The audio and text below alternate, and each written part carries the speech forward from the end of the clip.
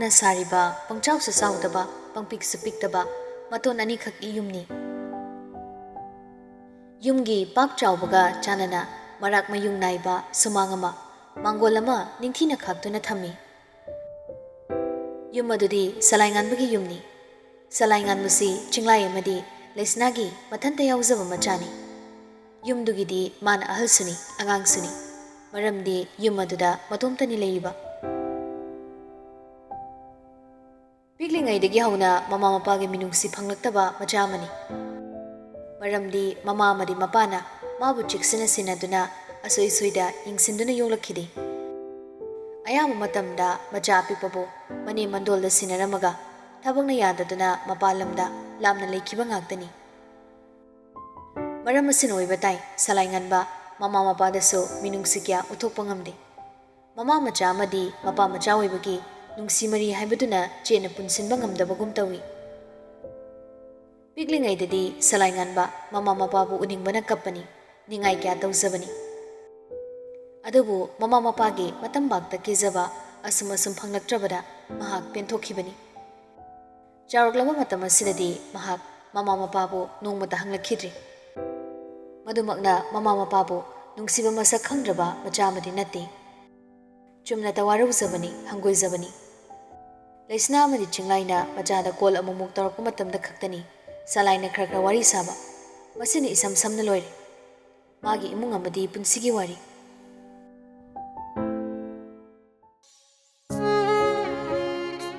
ꯑꯌꯨꯛꯀꯤ ꯃꯇꯝꯅꯤ꯫ ꯁꯂꯥꯏꯉꯥꯟꯕ ꯌꯥꯍꯧ ꯉꯟꯅ ꯍꯧꯒꯠꯇꯨꯅ ꯃꯁꯥꯅ ꯃꯁꯥꯒꯤ ꯕ꯭ꯔꯦꯛꯐꯥꯁꯠ ꯁꯦꯝꯖꯔꯤ꯫ ꯅꯨꯡꯇꯤꯒꯤ ꯇꯧꯗꯨꯅ ꯂꯥꯛꯂꯕ ꯃꯊꯧꯅꯤ꯫ ꯂꯣꯏꯔꯒ ꯃꯥꯒꯤ ꯀꯥꯒꯤ ꯕꯦꯜꯀꯣꯅꯤ ꯂꯩꯔꯤꯕ ꯇꯣꯝꯗ ꯂꯥꯛꯇꯨꯅ ꯀꯣꯐꯤꯗꯨ ꯊꯛꯏ꯫ ꯏꯆꯤꯛ ꯆꯤꯛꯂꯕ ꯌꯨꯝꯒꯤ ꯑꯀꯣꯏꯕꯗꯣ ꯀꯨꯏꯅ ꯑꯃꯨꯛꯇꯪ ꯌꯦꯡꯂꯛꯏ꯫ ꯃꯍꯥꯎ ꯈꯪꯕꯣꯏ ꯈꯪꯗꯕꯣꯏ ꯋꯥꯈꯜ ꯏꯇꯥꯎ ꯇꯥꯎꯅ ꯀꯣꯐꯤꯗꯨ ꯑꯃꯨꯛ ꯊꯛꯏ, ꯑꯃꯨꯛ ꯊꯝꯃꯤ꯫ ꯈꯣꯡꯒ꯭ꯔꯥꯎꯒꯤ ꯄꯣꯀꯦꯠꯇ ꯌꯥꯎꯔꯤꯕ ꯃꯣꯕꯥꯏꯜꯗꯒꯤ ꯅꯣꯇꯤꯐꯤꯀꯦꯁꯟ ꯇꯣꯟ ꯂꯥꯛꯄꯗꯨ ꯇꯥꯕꯗ ꯁꯂꯥꯏꯉꯥꯟꯕ ꯇꯞꯅ ꯃꯈꯨꯠ ꯑꯣꯏꯅ ꯄꯣꯀꯦꯠꯇꯒꯤ ꯐꯣꯟꯗꯨ ꯁꯠꯇꯣꯛꯏ꯫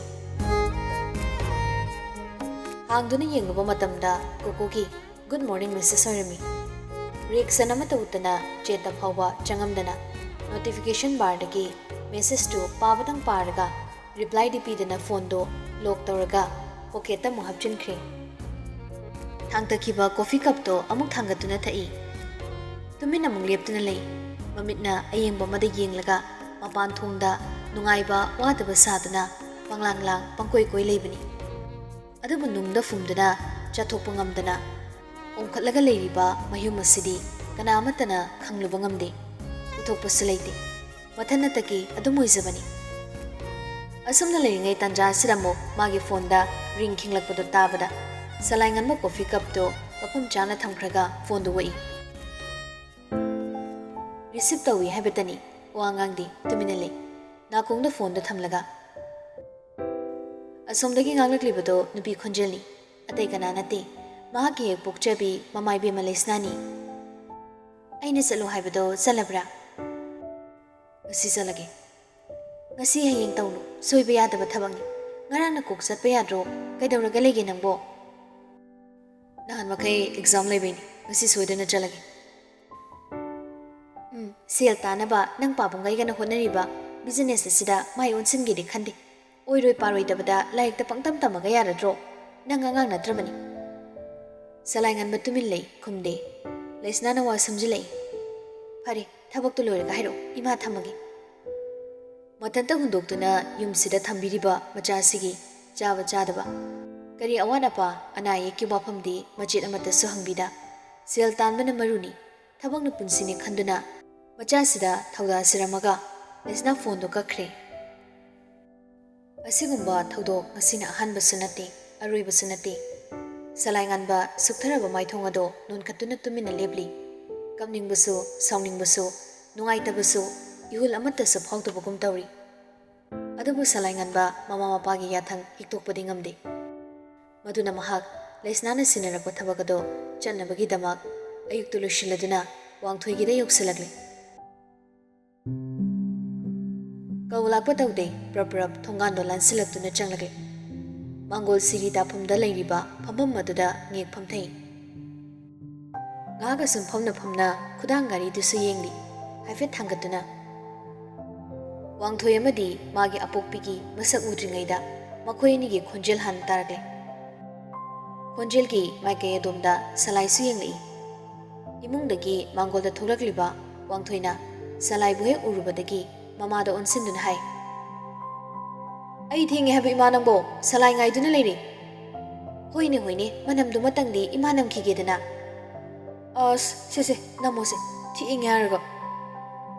Tana duna makut phaduna machabu manam nambiri. Mataw amadi saktam singdo salai nganba thamoi penjana momonoklaga yengli. Haukiba tangka kama mitmangda sangsang urapagum phawi. Flashback matamna salai nganba madi Wangthoi anina metric pass toba kumduni. Yahanan boina class 11 gi section hogadaba numitki school chalamdai gi ayukni.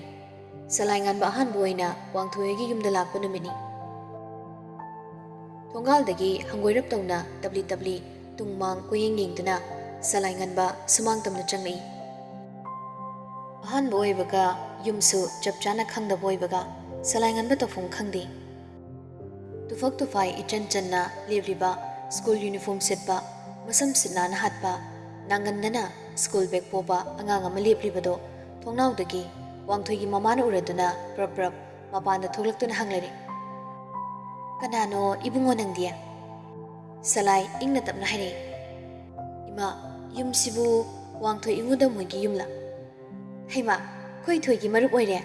Hoini he school gi dress manari ne. Lao mani Wangthoi gi yumni aina ne magi mamani. Salai nganma mangolda kakatuna pida amada phamthare. O ima Wangthoi bu loisandribra. Loikrabani thoglaani. Thoi lao thengkhrani namanaba lae. Wadu tabada Wangthoi school bag taparga hatu chenthuri. Ha kana imanaba. Salai phamlam umada ingangakna. Salai nganba nangdi kamaina akhoi yum thiraiba. Mida hangaga lakpani lao chalase thengi. Hoi lao aduri. Machagi pingba matawda mamado tahata makhoibu khamlei. Ngai khuni he ima manam nam khigene. Wangthoi amuk khangan hanjilaktuna makuta thangalei. Mamaduna Wangthoi gi makut khudangda yana chikpiba makukta manam nambiba tawriba khudingmakto salai nganba chapleptuna mitpham hongda tumina yengduna lei. Wa sungangde machi sulengde angang oiriba senglaba thamoida kari phaurakpa kanana su khangde. Adubu luraba tanau misnani dudagi pigi ira haurakpagum haifum khangdraba mami ama pakhang machaduda tabugum tawi. Wangthoi-bu manam nambiba loirabada mamana salai-bu amuk yenglei. Machagumlabadugi maithungda tariba mami ado karino haiba sengna khangludrabasu karigumbu ihul khara phangkhibra khangde. Wangthoi-gi mamana isagi mingna kari kauba imadi hangudre. Salai yenglaba mitphamdo hongkhiduna lekhada lukthaduna khumlei. Salai nganba kawema. O ichaso imane yumdagi manam nambirakpa natro. Salai nganba nonkhatte hanagubadumak tumina leplaga makokto yetoi phatpat hari. Mahana makok hairakpada panduna leiramba pi iri khara sat nanthorakpagum chaithori. Makut thangatuna mo sat nanthoi. Wangthoi di sumang yorabani amuk changlaktuna hari. Ima wari do kona saro akhoi school assembly nangdaba tare. Ahanba school kabanina khara ngana chatke. Salai lao nangsu. Tamna khumlaga salai makong thangba hori. Mikup aduda Wangthoi gi mamado changsilaga salai nganbagi khudang pharga mahaku machagumna nungsina manam nambirei. Tawraklibado salai nganbadadi mangumbani. Mama mapa leitabaga chap manaraba mahakti asamna mamana manam nambiba haibasi mapuksimagi khanglaktrabani. Ngasida thengnaba Wangthoi gi mamana machada tawbibagum salai nganba ngasai makhai lotuna khangjilamba pirangdo tamna sintharei. Kanasu khidringai amuksa daithui.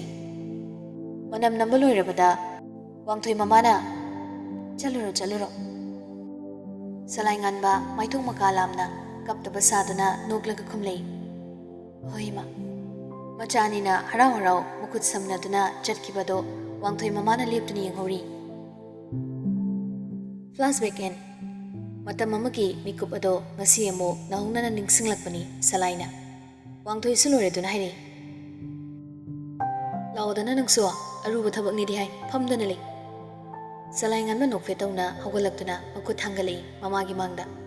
Wangthoi mamasu salai bu manam nambiraga hairi. Sutini haidana langphang sakhranu. Satoriba thabakto hek loibagane phalau. Ima sak loiramagi. Lambi langkhangda pallanu ko. Hoima.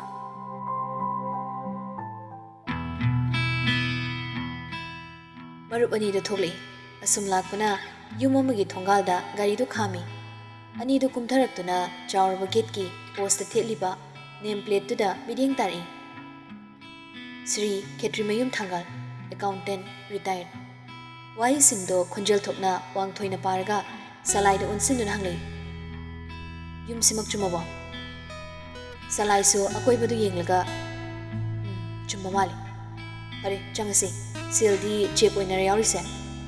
Mane. Chawraba gate to hangduna changlakle. Sumange yobaga hanangai duna lerimlaba yumgi ahal thangalna.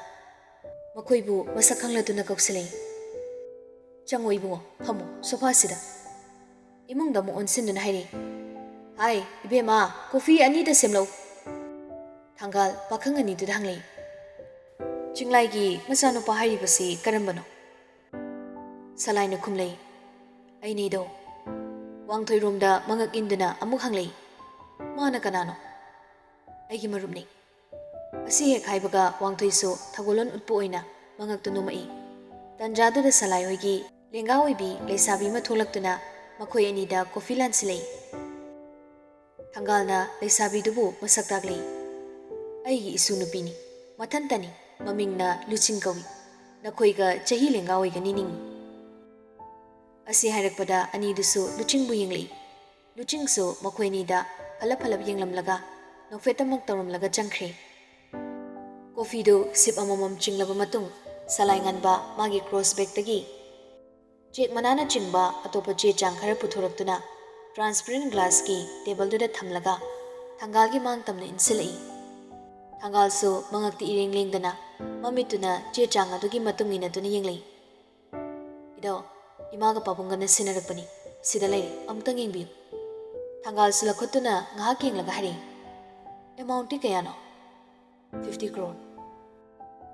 Ingna chikna coffee tak charamba Wangthoi do pisa masing tabada khanga haraduna lokhri. Coffee kharasu tap tap maphida takibagum tawi. Salai amadi Thangal ani na mabu yenglei. Wangthoi kaptu thamlmaga maphido kanthok hari. Sorry do. Ngahak phaminarba matung marup ani do yum adudagi thoklei. Gari do thaudoraktuna asum lakpada driver seat ki nakana phamliba Wangthoina kai gi pisano adu gyam budude mapalgi yum yawba inkol ama loksin maini uzig lainari duna kedoraba adu thadokre adu gi pesa da khara hapagani usi gi senpham do sagalise uziki ahal duna kanana lawri bi inkol do magini ahal uselakle senaba ngamaro haidana thadorakpa aduda ekhoi babungaina mafam do yam chare haidana loksin bani aidi kai ga malur adu pabungoi do sida suktok thoraru haibra asukoina nanga tinarapase pabungi maga amupha unadri thamoida ikheng tarabasu mapan thongdadi kaishu khandaba saduna khumlei heibo masakau khreda thaina kapkiba family photo da tariba mami do adu khaktani ningsingliba haibabu farese ado suti ni nga poithose imana ngalna halo hairi duri kona korese hore numidang wairam nungsiwida chathosi Wangthoi makha tadre oire roi khaladuna ani do mu halagle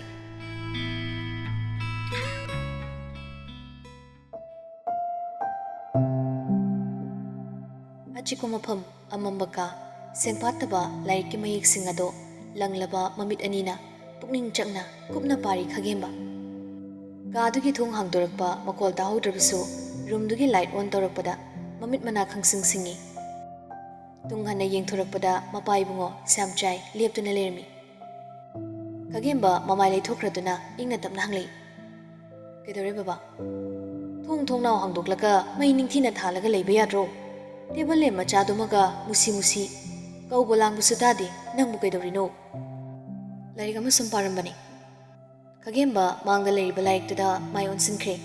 Shamchai changsilaktuna table leriba laiktuda yengli. Obliba anokto khajik paitok pushin mapa semladuna waya mani pa bahorapura ngairi. Laikto fat munduna khumjanki Shamchaina.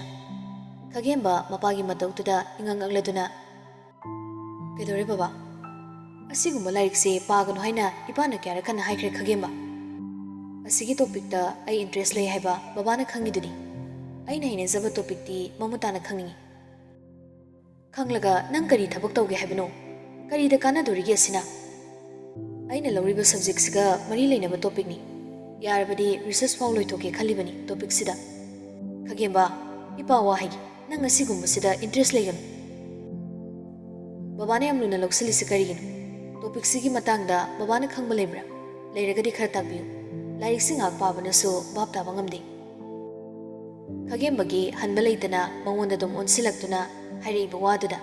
Makha tathaba pamdratuna Shamchai machabu yengbatama yenglamlaga thokre. Khagemba khumjin khraba lairikto amuk hangdoktuna paba hokre.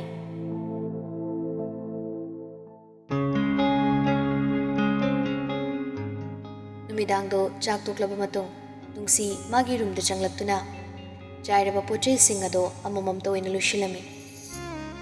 Nemtak paliba hangdoktuna thamliba thongnaw atudagi hogdong amubi amakhak phallauna chungkhatlamaga kakatpa ngamdana thongnawda yandana ngahak makhujina khoro kholamaga amuk mapalomda sidanthaki. Uful karaba flower vase tuma pi amana teithong nantoktuna leiramba nungsi khangpre khangna dormliba thabakto chapleplaga thongnawromda onthorakpani. Sathina khangmankibana makuta pairamba vastu table-ga panaramaga makhada taduna makhol thongna kaire. Yumduda kaduda mathanda leibagi haunaba matongda pangkhanda khanjinjaduna hathu tungmang makukto fatfat leithoktuna akoibadubu koyingingi. Kanaguma sakti leiraba miyoy ama leirabra haina thibagum. Adudagi thongnawromda laktuna mapanda yengtharakpada hangdong amubidu ure. Khongba yaba khonglamlaga mamai thangatuna tabli chakri. Hangdongnina kuchusiga mamit ngakta khangbu khangine. Thongnaw sida lonjan jahuragi. Thongnaw lonsinma loiraga nungsi mamai leithoktuna amuk lakle. Kairaba flower vase da mukhang metuni yengduna lei. Arimada hek kaidago. Machinda solmlaga ningsing makhada kuntaraktuna akaiba machet singdo amamam toina khumjili. Asum khumjilakpada akaibagi machin tumlaba machet amana soibadagi nungsi magi kujinga panana hek kharaluna sokle. Machinda ayo haina nasonana solambadagi haipettai adubu makha tarakidre. Makutagi tabli chentharakpa anganga machugi iking aduda mamit langkatuna masapumba humang anapikangna thak nikna chabyungna phamlaga yengduna leikre. Wa sungang kidre machi sulenga kidre adubu maithungda tariba akiba phanglaba saktam adudi kanana suba phangkidre. Onsimduna himjinbinaba mahaki kana sulei kidre mikup aduda